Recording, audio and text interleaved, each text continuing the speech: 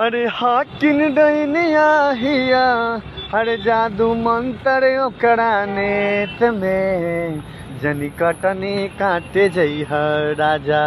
अरे जगरनाथवा बहू के खेत में जनी कटनी काटे जइह राजा।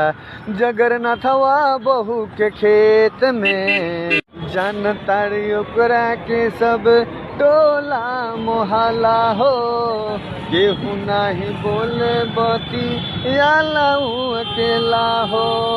दे दी मीठा पानी अरे दे दी मीठा पानी अरे दर्द उठी पेट में जनी कटनी काटे जइह राजा।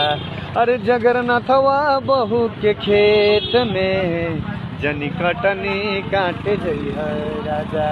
जगरनाथवा बहू के खेत में